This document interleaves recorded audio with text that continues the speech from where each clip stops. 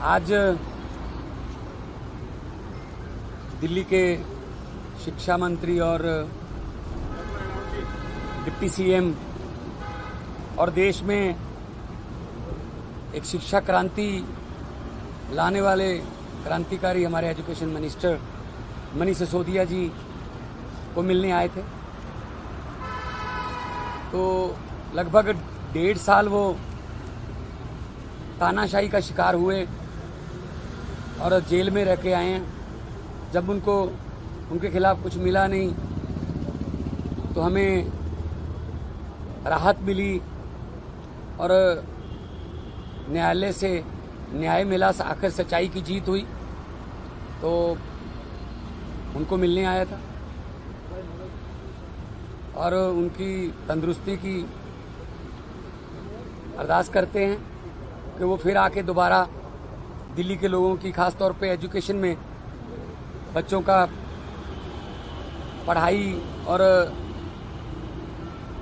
Education में दिल्ली के बच्चों का और फ्यूचर ब्राइट बनाने के लिए काम पे फिर लग जाएंगे।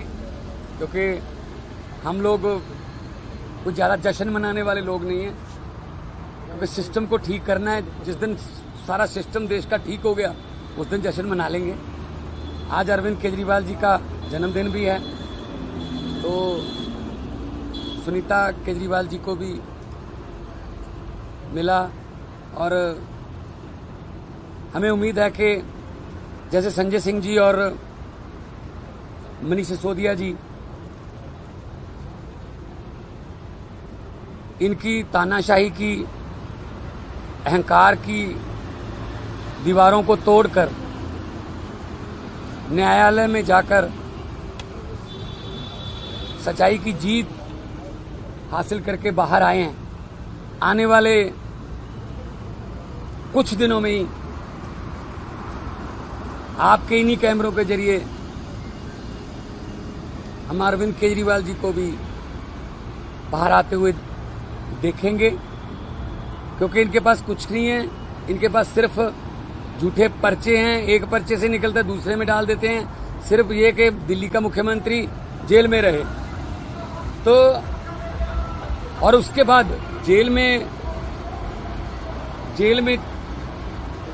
नेताओं को, जेल में सत्येंद्र जैन जी को, संजय सिंह जी को, मनीष जी को, अरविंद जी को जेल में करके उसके बाद इन्होंने कोशिश की, बीजेपी ने, जो इनकी आदत है कि पार्टी को तोड़ दें कहीं ना किसी तरीके से, लालच दे लें किसी को, या किसी को वैसे ही डरा लें कि अब कुछ नहीं होगा जी, पार्टी बिखर गई है वो।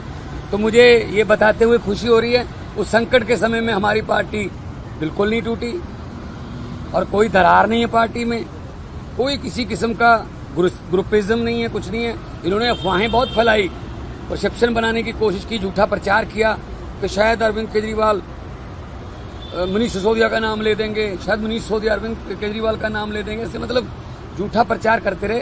लेकिन हम किसी और मिट्टी के बने हुए हैं, हम नॉन पीढ़ी बैकग्राउंड से आए हुए लोग हैं। हमारे वो टांगे खींचने वाला कल्चर, या एक दूसरे को नीचे दिखाने वाला कल्चर नहीं है। हम वो पत्ते नहीं जो शाख से टूटकर गिर जाएंगे। आंधियों को कह दो अपनी औकात में रहें। तो पार्टी और मजबूत होगी। मनीष सिसोदिया जी के आने के बाद पार्टी और मजबूत होगी और खुद भी वो बहुत मेंटली तौर पे स्ट्रांग होके निकले हैं। और ऐसे ही अरविंद केजरीवाल जी मेंटली तौर पे और स्ट्रांग होके निकलेंगे। और ये पार्टी जो है आने वाले फ्यूचर में देश का जो भविष्य है, देश का जो फ्यूचर है, वो आम आदमी पार्टी है। पंजाब और हरियाणा में हम जिस ईमानदारी से और जिस शिद्दत से काम कर रहे हैं और लोग उन कामों को रजिस्टर भी कर रहे हैं, शाबाशी दे रहे हैं, तो चाहे वो एजुकेशन के फील्ड में हो, बिजली के फील्ड में हो, हेल्थ के फील्ड में हो, इंफ्रास्ट्रक्चर के फील्ड में हो, तो हम काम ऐसे करते रहेंगे। और भले ही हमारे जो है पंजाब स्टेट के जो हक बनता है, बहुत से पैसा इन्होंने रोका हुआ है, चाहे वो आरडीएफ का हो, चाहे एनएचएम का हो, चाहे और डिपार्टमेंट का हो। लेकिन हम पंजाब वाले हैं। देखो, पंजाब ने लीड किया था आज़ादी में भी, पंजाब ने लीड किया था हरी क्रांति में भी। तो पंजाब अपने पाँव पे खुद खड़ा होना जानता है और पंजाबी पूरी दुनिया में कामयाब हैं, सफल हैं। तो ये हमारे पैसे रोक के ये शायद ये जताना चाहते हैं कि पंजाब सरकार झुक जाएगी। हम कोई भीख थोड़ी मांग रहे हैं, हम अपना हक मांग रहे हैं और हक जो है वो पंजाबियों को लेना आता है। तो आने वाले दिनों में और भी बड़े बड़े प्रोजेक्ट पंजाब के जनता की भलाई में आपको सुनने देखने को मिलेंगे। कोई क्वेश्चन हो तो बता दें।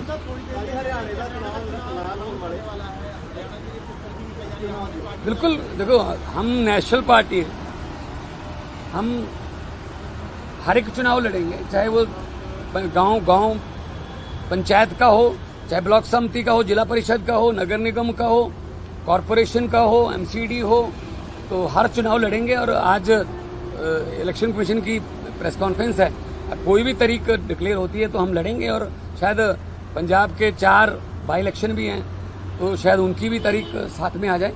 तो हम हर अपना एक एक कार्यकर्ता हमारा जोश में है और पार्टी के पंजाब के 2.5 साल और यहाँ के 8.5 साल के काम, हम स्कूलों की, अस्पतालों की बातें करते हैं, हम धर्म की या समाज को बांटने वाली नफरत की राजनीति नहीं करते। डॉक्टर हड़ताल ने पंजाब की पूरे देश ट्वीट करके कहा है कि इंडिया उनके साथ है उनकी लड़ाई में, आप क्या कहते हैं? नहीं, बिल्कुल इकट्ठे हैं जी।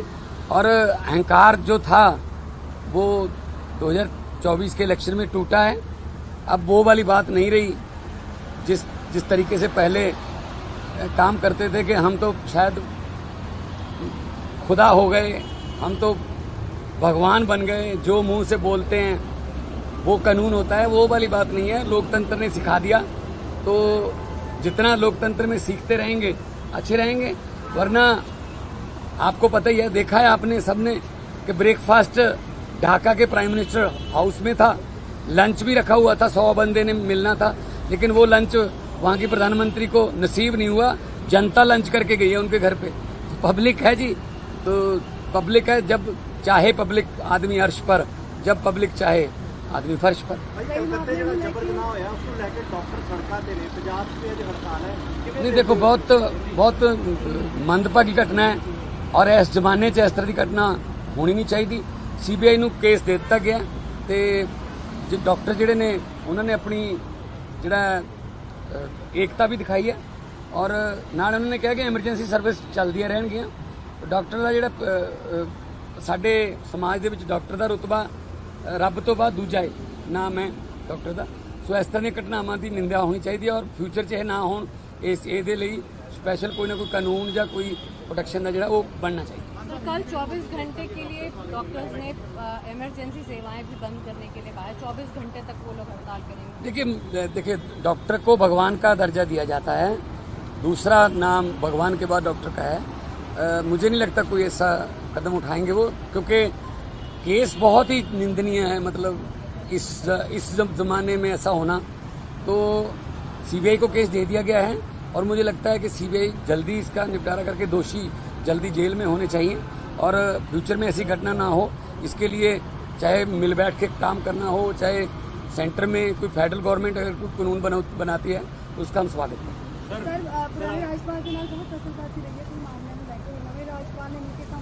बिल्कुल कराएंगे जी। जो राज्यपाल के अधिकार हैं वो अपने अधिकारों का इस्तेमाल करें।